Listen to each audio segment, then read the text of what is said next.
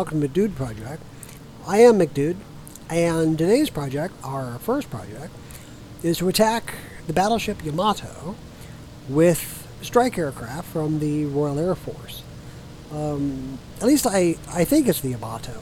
Gaijin seems to have done a pretty good job of reproducing the deck arrangement of the Yamato, and I doubt they would bother with their sister ship, the Musashi, because she wasn't as popular as the Yamato. Anyway, our first strike aircraft will be the Beaufighter Mark 7, which is a very good torpedo bomber.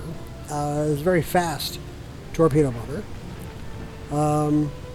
I'll turn up the volume first, let you enjoy the excitement.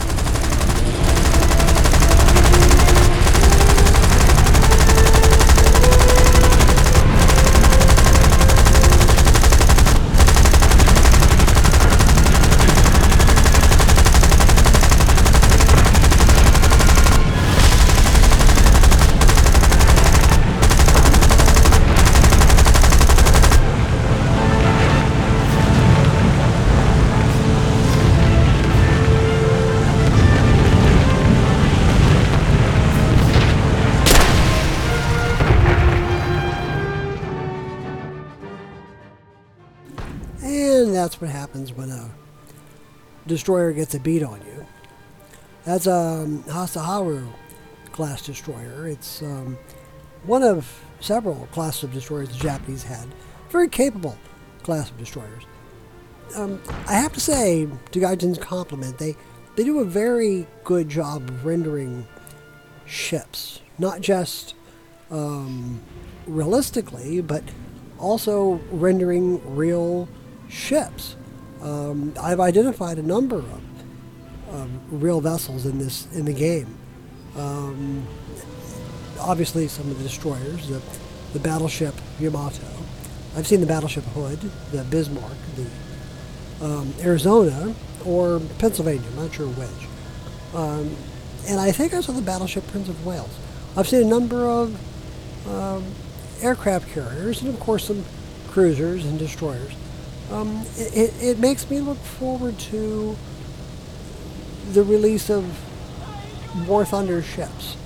Now, granted, they're taking quite a bit of time with armor, and I would assume it's going to be in closed beta testing for a little while, and then open beta testing for quite some time. It might be another year, maybe even two, until they get around to doing ships, but regardless, I look forward to it. I think they're going to do a pretty good job. Anyway, moving on. After the Beaufort gave all for Queen and Country, next up in our lineup is the Bristol Blenheim. The Blenheim is was a very capable light bomber. This one is armed with a pair of 500-pound bombs. And I'm going to try to skip them in. Skip bombing is something that was used effectively by the Americans in the South Pacific. And the Russians used it quite effectively against the Germans. B-25 squadrons found that it was best to close in at about 200 miles an hour to about 200 feet. There we go. Now it looks like I got caught up in all that, but I didn't. And you notice I make a mistake here. I should have kept going low and fast, but instead I pull up to give my turret gunner a shot at this fighter that's closing in fast. And that didn't go very well. And that was a Hawker Hurricane, of all things. The Queen is going to be pissed when she finds out about this.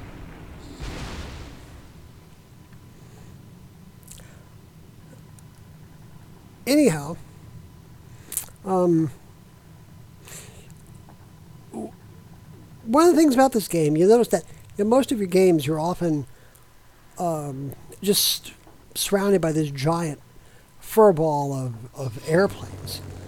And every now and then a game comes along in which you're just left alone on one side of the map while everybody congregates on another side of the map. And you can see the various fireballs and such where people are crashing and burning on other parts of the map. But they're not on mine, which in itself is is a mixed blessing. It means that I'm relatively unmolested as I approach my targets.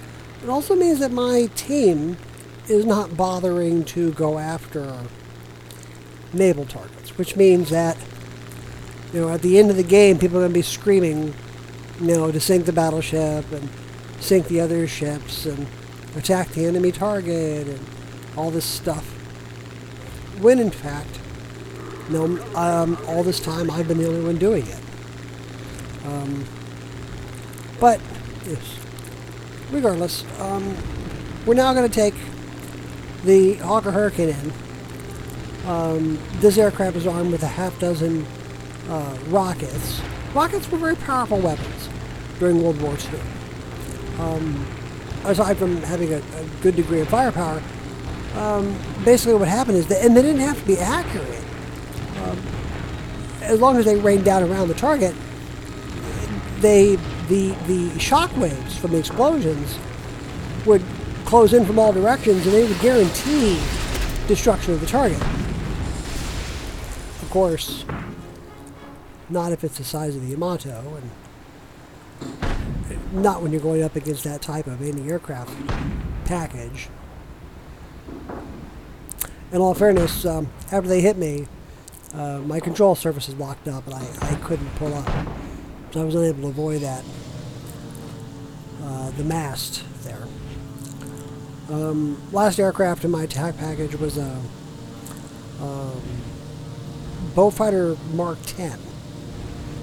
This one with 8 rockets.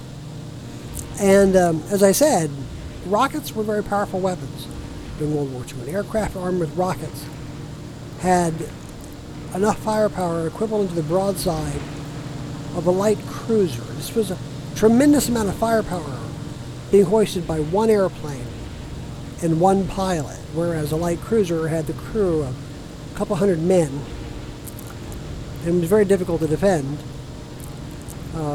This was just one plane with one pilot. Well, actually, 2, if I'm not mistaken. Or in the case of a Hurricane 1. You bring together a squadron of aircraft, you got 12 to 15 aircraft. You have a tremendous amount of firepower being brought in. And often one of these aircraft would be going after a Panther tank, or a destroyer, or a tugboat, or a barge. And they just brought the axes to their knees at the end. Here we go, unloading. We go hitting the target. Here we are getting shot down by any aircraft guns. And in the end, the Yamato got away. We'll meet again, Yamato. We'll meet again. Well, if you like this video, my first War Thunder video, my first YouTube video, feel free to subscribe and comment and such. If you didn't like it, feel free to comment and tell me what I did wrong. Please be nice. That said, I am McDude, signing out. Thank you for watching.